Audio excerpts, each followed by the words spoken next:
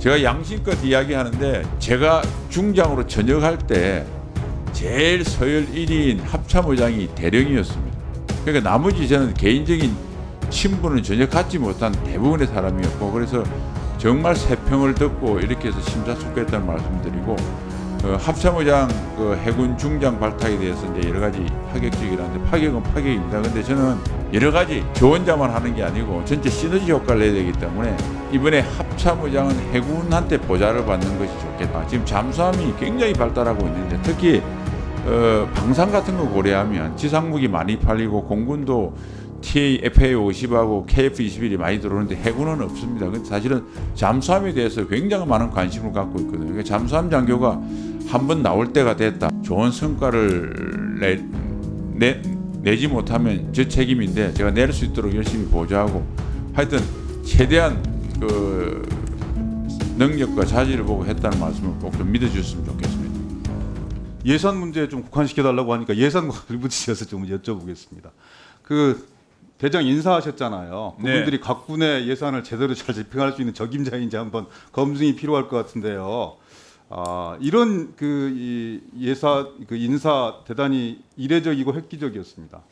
대장 7분이 한꺼번에 다 날아갔고 중장 출신들은 전부 다 대장, 합참의장 그리고 각군 총장에 보임했죠. 일부에서는 고질적인 인사적체 시원하게 한 방에 해결했다 이렇게 평가하는 부분들도 있어요. 그런데 이제 한 3가지 지점에서 비판을 하더라고요. 완벽한 문재인 정부 흔적 지우기 아니냐. 두 번째는 왜 호남은 없는 거냐, 호남은 배려하지 않는 거냐, 호남에 사람이 없는 거냐, 호남 소외 인사다 이런 말씀을 주시고, 세 번째는 신원식 장관 1인 친정 체제가 완벽하게 구축된 거 아니냐. 이 말씀은 그분들을 무시해서가 아니라 그동안의 대장 출신들을 합참의장에 보임한 이유는 현장의 경험과 실전 경험 그리고 또 여러 가지 종합적인 측면에서 바라봤을 때 그 정도 지휘 통솔력들을 확보할 수 있으려면 그래도 대장으로 각 이 군 총장을 역임해서 지휘 통솔력들을 확보를 해야 그래야 국방부 장관을 제대로 좀 보좌할 수 있는 거 아니냐 이런 지적이었던 것 같아요.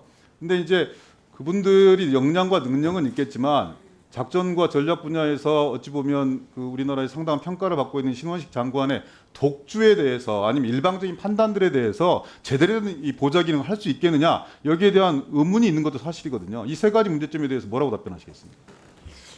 먼저 문재인 정부 지우기는 조금 잘못된 건 같고요. 왜냐하면 어차피 시간이 지나면 전 정부에서 임명한 분들은 전역을 하게 돼 있습니다. 그래서 어차피 지금 안 하고 내년에 했어도 그런 이야기가 나왔을 거고 지금 빨리 인사가 진행되고 있기 때문에 전 정권에서 중장 이상은 1.5 내지 2년 돼 있으면 사성장군이 되고 안 된 사람들은 옷을 벗는다는 거 이해를 해주시고요.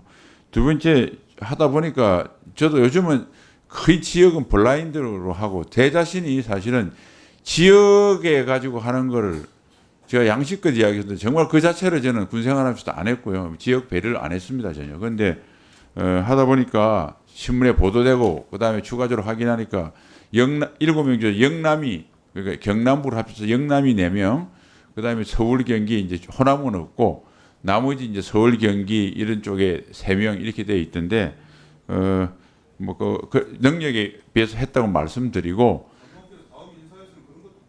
예, 그래서 뭐 같은 갑이고 조금 그러면 제가 좀 배려될 수 있도록 나름대로 그거는 조금 정무적인 판단도 해야 되겠다 말씀을 드리고요. 1인 체제 원하시는데 사실 그거는 뭐 조금 너무 과도하게 된 것 같고요. 제가 양심껏 이야기하는데 지난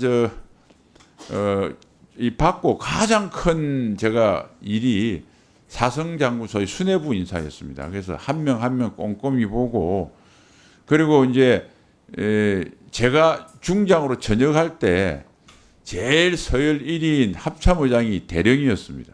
그러니까 나머지 저는 개인적인 친분은 전혀 갖지 못한 대부분의 사람이었고 그래서 정말 세평을 듣고 이렇게 해서 심사숙고했다는 말씀드리고 합참의장 해군 중장 발탁에 대해서 이제 여러 가지 파격적이라는데 파격은 파격입니다. 근데 저는 여러 가지 저 혼자만 하는 게 아니고 전체 시너지 효과를 내야 되기 때문에 이번에 합참의장은 해군한테 보좌를 받는 것이 좋겠다. 저하고 소위 말해 시너지가 맞겠다고 생각을 했고 합참의장이 수상함이 되니까 지금 잠수함이 굉장히 발달하고 있는데 특히 방산 같은 거 고려하면 지상무기 많이 팔리고 공군도 TA, FA-50하고 KF-21이 많이 들어오는데 해군은 없습니다. 근데 사실은 잠수함에 대해서 굉장히 많은 관심을 갖고 있거든요. 그러니까 잠수함 장교가 한번 나올 때가 됐다. 뭐 이런 여러 가지를 저 나름대로 고려를 해서 했다는 말씀을 드리고 그 사람들이 각기 존경을 받고 좋은 성과를 내지 못하면 저 책임인데 제가 낼 수 있도록 열심히 보좌하고 하여튼 최대한 그 능력과 자질을 보고 했다는 말씀을 꼭 좀 믿어주셨으면 좋겠습니다. 그 장관님, 네, 통상 사성장군 임기가 물론 총장 의장은 법으로 2년으로 되어 있죠. 그렇습니다. 뭐 군사령관은 뭐 임기라는 게 정해져 있진 않지만 법으로. 그럼 앞으로 2년 후에 7분을 동시에 딱 교체하십니까? 뭐 그렇게 될 가능성이 높을 것 같은데 왜냐하면 보통 대통령 임기가 5년인데 그러다 보면 3번 이때까지 관례적으로 군 인사를 했습니다. 그러면 2번은 1.5년, 1.5년, 2년 이렇게 되기 때문에 그 법적 임기를 2년 채우게 되면 또 이 정부가 바뀌었을 때 충돌 요인이 있고 또 다른 공무원과 달리 대통령이 되시면 국군 통수권자입니다. 지휘관. 그래서 이제 여태껏 관례대로 그렇게 왔다는 말씀을 드리고 뭐 제가 얼마나 장관을 할지 모르겠지만 일단 뭐 이번에 한 분들을 1.5년을 할지 2년을 할지는 또 그때 돼봐야 판단 요소가 있고 뭐 그런 사항이라는 걸 말씀드립니다.